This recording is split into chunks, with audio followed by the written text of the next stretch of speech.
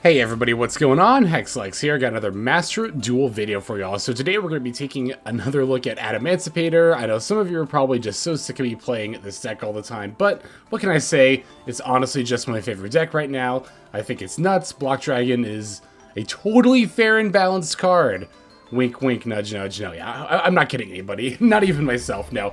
Block Dragon is definitely insane, and not really an okay card to exist in general, but you know, as long as it's around, I'm definitely going to be playing this deck in some capacity. So, as the little name here kind of indicates, this is actually a version where we're trying out not only the Power Tool Braver Dragon package, but also the Prank-Kids package. I think I actually already covered a build somewhat similar to this, or maybe even this exact same build once before on the channel. Now that I think about it, I really should know that better, but to be fair, you know, in my own admission, I've had kind of a decent amount of IRL stuff that's been happening lately too. So, yeah, this past week or so, especially this past weekend, with the Duelist Cup, I've just kind of been like super busy. We are actually going to see some second stage games in the Duelist Cup here. I wasn't really able to play as much as I would like. Really just got in a few hours on Friday, and that was pretty much it. But at the same time, still a lot of fun playing Adamancipator, and had I been able to play in MCS week number 8, this is definitely the list that I would have taken.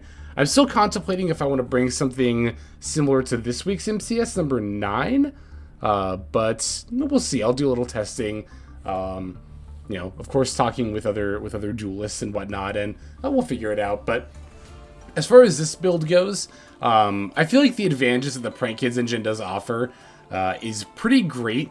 Even if it does take up the 2 extra deck slots, getting a free Lake 2 on top of your level 4 rock monster definitely makes the transition into the Appaloosa a lot smoother. This is normally, you know, if you're not playing Prank-Kids, I've been noticing that sometimes you do have to kind of eat more materials than you would like to make Appaloosa, but again, with the Prank-Kids getting you that doodle-doodle-do for, again, essentially free, it's definitely a lot easier. The cycle from Roxy is also like banishing a card and then drawing a card. Very good. This has unbricked me a lot of times as well. So I was kind of down on the engine before just because, again, it took up 2 extra deck slots, but we managed to find room, and the stuff that we dropped I'm not missing too terribly much.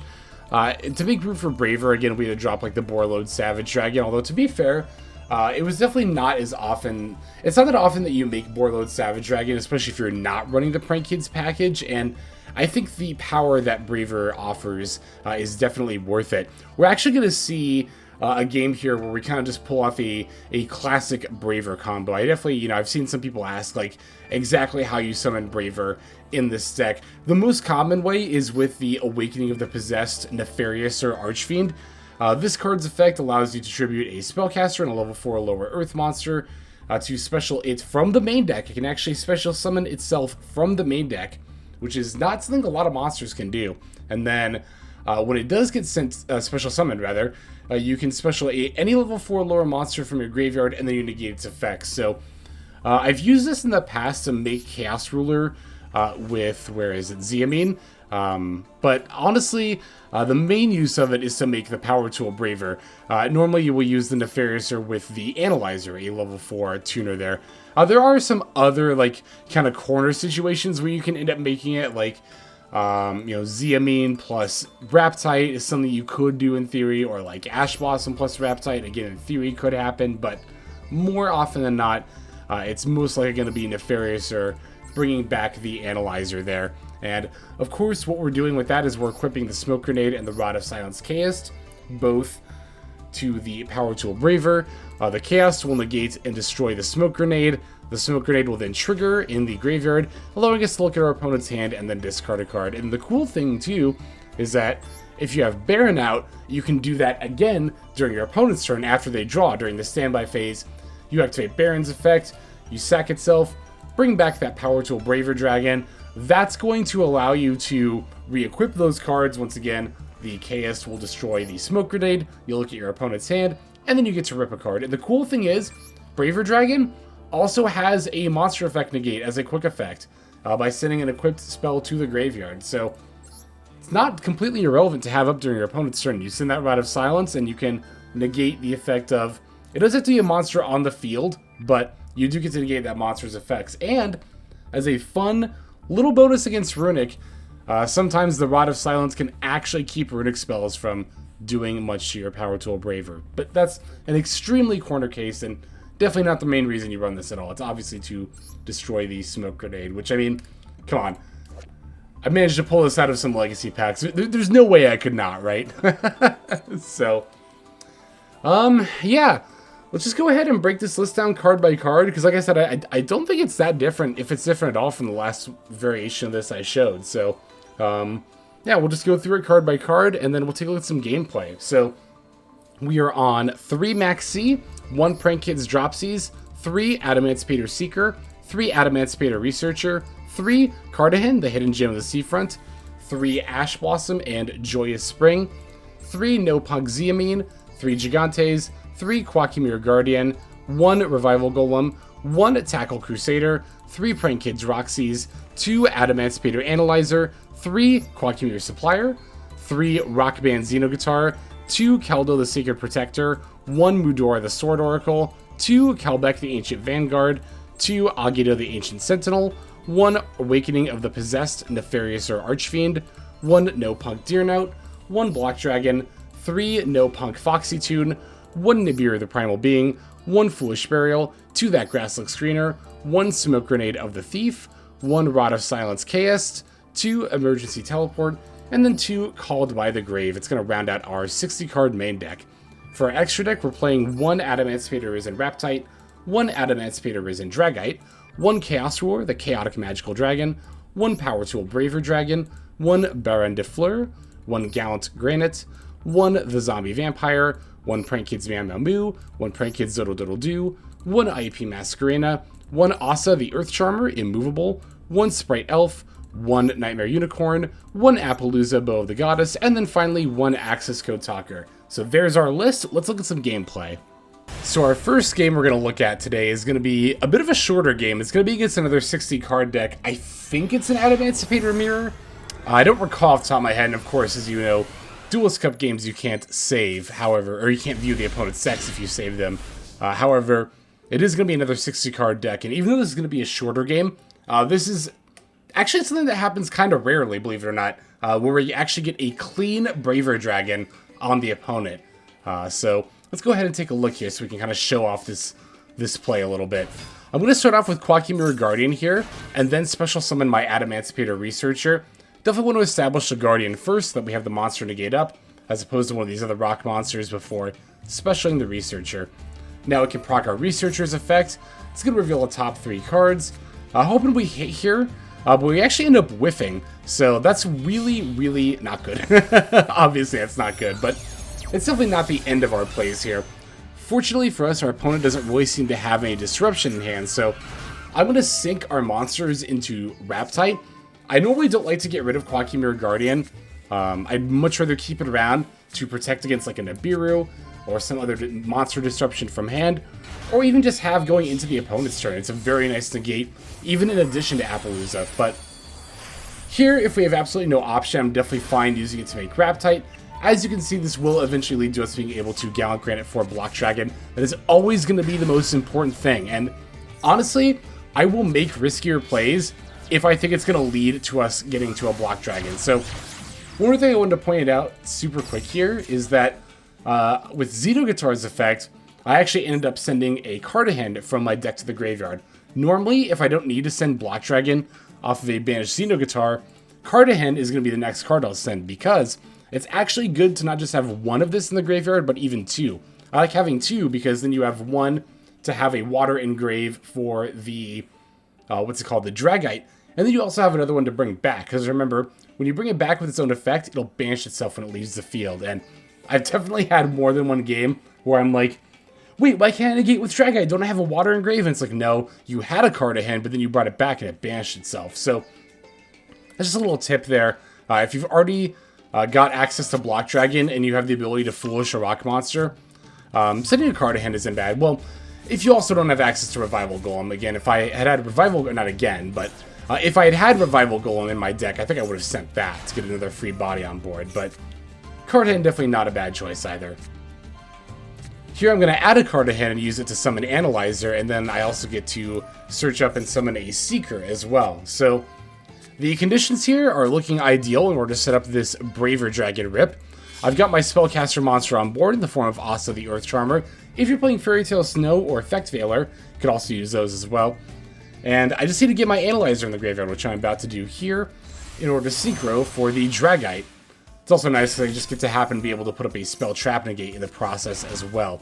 So, as you can see, I sent the Adamancipator Seeker and Asa in order to bring out the Nefariouser there. The reason I brought back the Cartorhyn, that you might have been a little confused by that, I misplayed a little. For some reason, I had it in my head that you could sack any level 4 lower monster and you bring back an Earth monster, but no, it's you sack a level 4 lower Earth monster to bring back any level 4 lower monster from the graveyard. So my plan was to use the Cartorhyn, but then I was like, oh yeah, it's got to be an Earth. Okay, fine, I'll use the Seeker that I was going to use to make Chaos Ruler with Raptite. Whatever, it's fine, I'll use it now. So yeah, I'm going to grab my Nefariouser, bring back the Analyzer, and as you can see, 4 + 5, it's going to make a 9. And there is our power tool, Braver Dragon. Braver Dragon comes down, going to use its effects to equip the Smoke Grenade of the Rod of Silence. I don't even have to click anything. I mean, this isn't a live game, it's a replay, but even in a live game, you don't have to click anything. The Rod of Silence will automatically negate and then destroy the Smoke Grenade, at which point it will trigger. And then let's look at our opponent's hand. Okay, I don't think they are actually on Adamancipator. I thought they were for some reason. They're on Summoning Curse, which is an interesting floodgate option. This doesn't actually stop you from special summoning if your opponent has, or if your opponent plays this and you have 0 cards in hand. This doesn't actually stop you from special summoning, by the way. It's just like, if you have a card in your hand to banish when you special summon, it does that. So, I mean, that's like cute, but it's not really that great, in my opinion. The rest of their hand's looking really, really good, though, for, like, just plays in general. However, you might have noticed this card on the left is a card I've kind of talked a lot about lately because of how good it is against decks like this one here. Yeah, I definitely don't need my opponent to be dropping a Dark Ruler more on me. Not something I need in my life, so I'm going to force him to discard this. And as you can see, like, this Power Tool Braver single-handedly just saved this game. Again, it's actually pretty rare that you summon the Braver and do, like, that play on turn 1. Because usually you're going to be up against some kind of disruption from the opponent's hand, so things are going to go smoothly, and Braver's kind of like the, okay, it's nice if we can do it, but let's focus on getting our negates up. Like, that's how I tend to play Adamancipator anyway, so yeah, this was definitely a situation where going into Braver hugely saved us. We're not done yet, though, because in order to really ideally get the lock set up, I'd like to put this Braver Dragon in the graveyard and then summon a Baron de Fleur. However, I don't know if that's actually going to be possible here. Oh, no, it is. Yeah, no, I can sync for Baron this way. And my opponent concedes at this point. However, my plan, believe it or not, I was to actually use my own Baron's effect to destroy Power Tool Braver Dragon. That would again put it in the graveyard, and then during my opponent's standby phase, I bring back the Power Tool Dragon. The 2 cards equip again. What you saw earlier with the Chaos, or the Chaos, destroying the Smoke Grenade will happen again. By the way, I won't let me click that anymore, but by the way, this works again because Braver Dragon does not just equip spells from the deck, it's graveyard as well. So in that regard, you don't even have to worry about milling your equip spells either.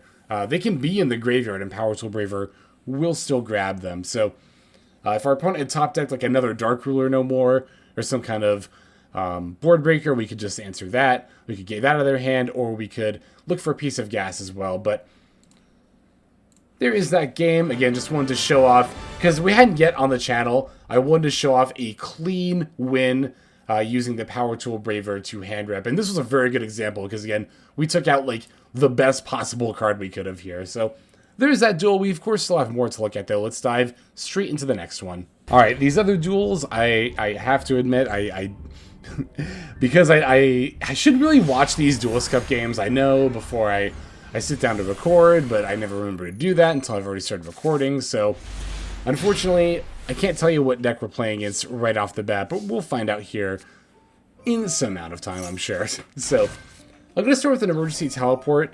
I usually prefer to start with another play if possible to bait out something like Ash Blossom before just firing off an E-Tele, but it wasn't really possible with this hand, so we'll just yeah, we'll just go ahead and summon it that way. We do get to discard the Agido that was in our hand with the Foxy tune, however.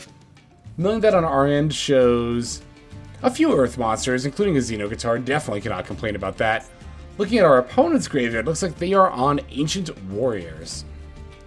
So definitely not a matchup that I am used to seeing, but we'll see how we end up handling this deck. So, gonna use these two to then make the Chaos Ruler to mill 5 more cards, and of course Deer Note's gonna get back the Foxy tune.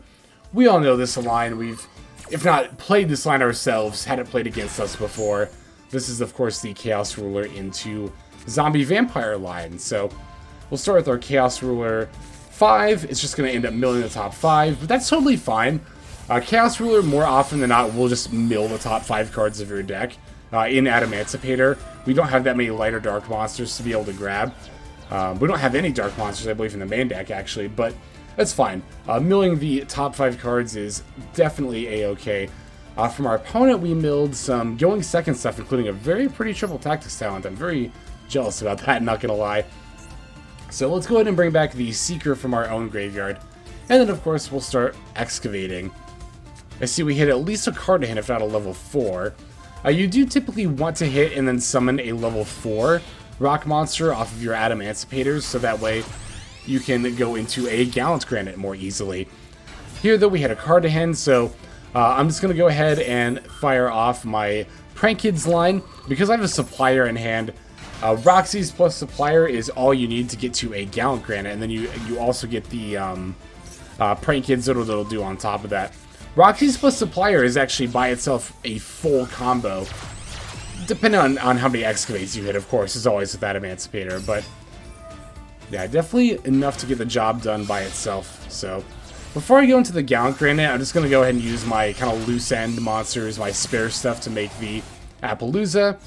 That way, just in case they, for some reason, were holding a Valor or an Ash up till this point. I mean, you never know. Some people actually do, but it's actually not bad to wait for a Gallant Granite if you're playing against Adamancipator. That's honestly a really good choke point, but the other thing, too, is, like, Adamancipator has so many other opportunities to have an Ash Blossom dropped on them, and they're not even baits, necessarily. Like, normally, like, before you get to the point where you're activating Gallant Granite, you'll activate something like Foolish Burial or that Grass Look Screener, and you'll just end up having to fire off the Ash Blossom.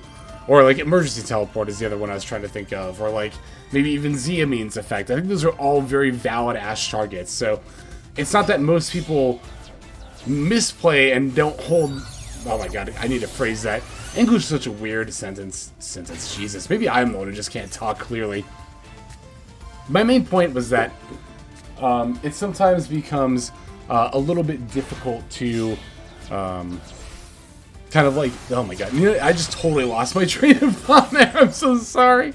Oh, that's so unprofessional of me. Oh my god. Well, in any case, we at least still have our plays here. So, going in for the Sprite Elf in order to bring back a level 2 tuner, it's going to let us make this Dragite here. And we did the Prank-Kids line, so we have Dropsies in the graveyard there. Definitely do have the water monster for sure in this case. But even if we didn't, we still have this extra Cartorhyn as well. So yeah, in this case, we definitely end with an ideal end board. We have the Sprite Elf. Actually, the main thing we're missing here is the IP Masquerena, but it's in the graveyard, and as soon as our opponent drops a monster, we can actually summon it back with the Sprite Elf. But we have 4 monster negates. I actually really like having Appaloosa and the Koa'ki Mirror Guardian, if possible, on the end board. It might seem like overkill, and it's definitely not necessary, but there's a lot of times where you actually need 2 monster negates in the same chain link, and I really like to save Baron for like the last negate just because it can negate anything. So I'd really rather not use this in the middle of a chain link if I don't absolutely have to. Excuse me. So here our opponent's going to drop a Lightning Storm. Definitely not ideal. So I'm just going to go ahead and chain this Dragite in response. This definitely felt like a bait. But we'll just have to end up seeing. Okay, now they're going to follow up with an Imperm on the Baron de Fleur, and then another Lightning Storm. So, yeah, this is pretty rough here. The Sprite Elf didn't get destroyed because it was made using an IP Masquerena. Normally, in a situation like that, if we had IP Masquerena available to us and or Block Dragon, I really could have summoned either. But had we had that, then we could have either used IP to make a Link monster that would have been immune to lightning destruction, or the Block Dragon would have protected our rocks. The situation ended up being a little unique in that I wanted to leave an open monster zone for Sprite Elf to bring back IP Masquerena into, but we end up, go figure, we didn't play around them having exactly double Lightning Storm plus Imperm, so it happens, but it's honestly not the end of the world still, because I can still bring back the IP Masquerena once my opponent puts a monster on the board. And that is going to still let me go for the Nightmare Unicorn. So I'm going to see if I have a more opportune moment. And yeah, as soon as my opponent tries to bounce with this Ancient Warriors, it's definitely going to be my cue to use the Masquerena here. Like I said, I'm going to go to Nightmare Unicorn to stop them from making plays. I also get to discard this Xenoguitar. And I put back the... oh my goodness. What was that monster? Let's see here. It was the Masterful Sun... something or another. Sunmoo. Okay, it's just Sunmoo. So I put back the Sunmoo, but I actually should have put this one back instead, because technically they could have maybe used this effect, but it ultimately didn't end up mattering here. Yeah, so the win is going to be really easy from this point forward. Gonna normal summon the Seeker and Excavate. Literally, I just need to hit any monster, and we'll be good to go as soon as I bring back Block Dragon and then make the Access Code Talker.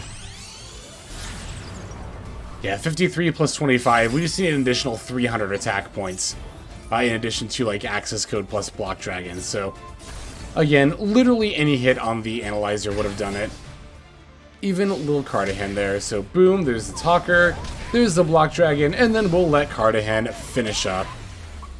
Beautiful. Alright, we do still have a couple more duels to take a look at, so let's definitely go straight into this next one here. Okay, on to our next duel here. Yeah, like I said, I would have liked to have had more time to play in the Duelist Cup. I've been meaning to one of these times just, like, see how much I can actually grind and see if, like... Because I don't know, what was it, like 60,000 some points that, like, the top ones were? In the little time that I had to grind, a few hours on Friday, I mean, I got up to 10,000 points in, like, a decent amount of time. If I sat down and no-lifed it, maybe. Although I do admit the competition gets pretty fierce. The higher up you get, and Adamancipator was probably not the right deck to ever do it with, to be totally honest, because, well, you know, it's just like, the combos and the turns take so long that it's just not a very time-efficient deck, and time efficiency, it really is key when it comes to the Duelist Cup second stage. In any case here, I wanted to use my Noh P.U.N.K Ze Amin in this situation to see if I could bait something out before making Gallant Granite, and we ended up baiting out a Ghost Ogre, which, like, Gallant Granite, you know, it wouldn't have negated that anyway, so did it really matter? No, but at the same time, like, you know, at the very least, we're still able to, like, get some kind of bait out there, I guess, for the play. Here I have an opportunity to make Baron Defleur, so I'll do that before I go for my Block Dragon Surge again. I'm just a little, I don't know if paranoid's the right word, but I just don't want them to negate Block Dragon, you know? That's really all it comes down to. We actually get to set up a 4-material Appaloosa here, which happens sometimes. I know I said earlier in this video that, like, you know, without the Prank Kids, it can be a little hard to set up Appaloosa sometimes, but there are also hands where you just have the means to do it as well, and if you can set up 4 materials on the Appaloosa, that's definitely advisable. Not even necessarily to get, like, a 4th monster negate, but just to keep its attack points up, because a lot of the time what people will do if you make a 3-material Appaloosa is they'll, like, bait 1 or 2 of the negates, then summon something and then run over it, which can be very annoying. So having 4 materials definitely makes that Appaloosa just a lot more sturdy in general. Alright, now we'll do the Raptite Excavate. I get to make the Dragite here, looks like with Analyzer plus Rocksies, or maybe, yeah, Xenoguitar. I was going to say if we excavate a level 4 rock monster. Have I used the Prank-Kids line at all yet? I don't think I have. No, I haven't. I'm about to do it now. Yeah, I definitely don't need to use the Prank-Kids monsters here, like Meow Meow Moo and Doodle Doodle Doo, because we already have the Appaloosa out. But at the same time, it's like, we're not going to get further use out of them, more than likely than not, from this point moving forward. So it's like, there's no reason not to at the same time. It gives us a little bit of extra card advantage on board, but like I said, definitely wasn't necessary, because we're just going to end up going into a Sprite Elf. It's not like it's going to even, like, be anything hugely impactful. But we do also get to do a little bit of deck thinning, though, too. Which is, again, not necessary at this stage, but also not bad to do either. And then finally bringing back our Block Dragon. So this is definitely one of the better turn 1 to end boards you can generally end on with this deck.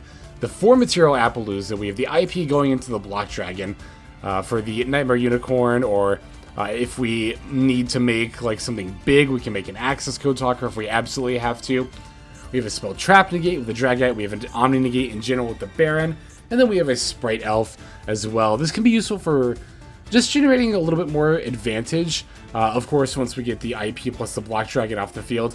It can bring back the IP. The IP we can only use once per turn, but getting a free Link 2 that survives into your next turn is definitely nothing to scoff at either. Alright, let's see what our opponent ends up doing. Yes, the Sun Avalon is what we're going to end up playing against here. They're going to start with the Sunseed Genius Loki. And I've discussed this before in some Sprite video. I remember because I used Smashers, but removing this Sunseed as soon as it comes down is so crucial. You want to stop this deck comboing? This is the choke point right here, or right at the very beginning. You know, nip it in the bud, they say, and that definitely applies here.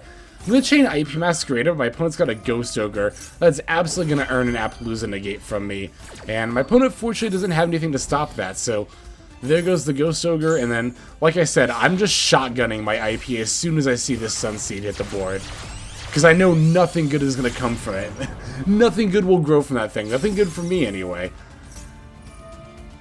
Now, normally I actually chain block the other way around, where I'll chain block the... Oh, no, sorry, I did chain block the right way. Chain blocking the Block Dragon Search with the Nightmare Unicorn, so they can't throw out an Ash Blossom here. This searching is definitely win more at this point, though, as, yeah, our opponent's just going to immediately concede at this stage. And, you know, obviously we still had 3 more Monster Negates, plus a Spell Trap Negate and an Omni Negate, so really was not scared of my opponent's hand at all, given that it was only on 3 cards there. So that is a, while not with Raver Dragon, still a pretty much pitch-perfect opening from the Adamancipator there. So, yeah, we do still have one more game to take a look at. Let's go ahead and go straight into it. Alright, last duel here from Duelist Cup 2nd stage. Yeah, I don't know, it's funny. I see a lot of people complaining about the Duelist Cup whenever it comes up, mostly on the subreddit, although that's, I mean, it's a subreddit. People just complain there anyway. But, I don't know, like I said, I really enjoy the Duelist Cups. Of course, I am a very competitive person, so it's pretty natural that I would, but at the same time, I do still think it is a good, healthy, competitive event, so we can all get a nice little taste of the metagame there. So one thing I did want to talk about a little bit that I kind of rambled over was this opening line, starting with the Adamancipator Analyzer as opposed to the Emergency Teleport. There are multiple reasons you want to do this, and I'll see other Adamancipator decks start with E-Tele, and then when you negate that, they'll kind of like sheepishly throw out a Seeker and then Excavate, and I'm like, you really should have done that the other way around. Using the Adamancipator Excavates is a great way to bait out an Ash Blossom, because if they Ash it, great, fantastic. Then you can drop your E-Tele and have plays. If they don't, you have a chance to Excavate Koa'ki Mirror Guardian, which, as I've said many times, I very much value having this monster on the board when possible while you're doing your comboing. It's funny because I actually think if Block Dragon is the main culprit that makes this deck so powerful, and it is, mind you, I think that Koa'ki Mirror Guardian is definitely, like, if not number 2, like, at least number 3. This card's actually insane. And it's kind of insane how well this card aged, because this card is old. I mean, this card came out in, like 2009, 10, somewhere around there. And this effect is still insanely powerful. This, like, kind of Doom Caliber Knight effect. Doom Caliber Knight, go figure, when it's actually got a relevant typing, still good in this meta. Oh, and also when it can be special summoned. That definitely helps. I don't think OG Doom Caliber Knight can be special summoned. So, in any case, yeah. We use the Adamancipator Analyzer to see if we can bait out an Ash Blossom. Not only does our opponent not have it, but we then get insurance for the rest of our plays in the form of Koa'ki Meiru Guardian. Then we E-Telly, doing our Punk line, making the Chaos Ruler, and then Deer Notes effect to bring back Foxy Tune. You know the drill at this point. We're going to mill 5. Well, we're going to excavate 5 and probably just end up milling all of them. Although it does look like we end up revealing a Foxy Tune and a Nibiru. So we'll take the Nibiru. That was actually a very lackluster mill. Like, we definitely would have liked to have hit more Earth monsters. But, you know, we do also have a Water monster in the graveyard for Dragite now, so there is that at the very least. And a couple more Earths there, including a Xenoguitar. We also get to bring back a Seeker. Looks like our opponent is on Dragon Lake. Not a 60-card variant, though, just a little 40-card variant. I didn't mean to say that condescendingly. Just a little 40? No. No, the 40-card Dragon Lake variant is still more than fine. Still definitely competitively viable. Opponent milled an Absoraptor to search a Rocket Tracer. I'm not concerned about that, honestly. I definitely am not concerned enough to stop it with Koa'ki Meiru Guardian, because we're just going to stop that Rocket Tracer during our turn with our plays anyway, so... As you can see, we end up making the Gallant's Granite. Again, the most important part of this whole play is just making sure you can get to Gallant Granite. And we were set up in a way here where we make a 4-material Appaloosa once again. And, God, if we can keep this 4-material Appaloosa out with the Koa'ki Meiru Guardian, like, there's actually literally 0 chance our opponent resolves any monster effects going forward. We get to special a Supplier. Adding the Guardian is nice, because, like, why not? There's literally no reason not to. Furthermore, we end up adding a Cartorhyn here, and since we already used the Analyzer and Seeker, yeah, I think we can maybe even normal summon the second Guardian too.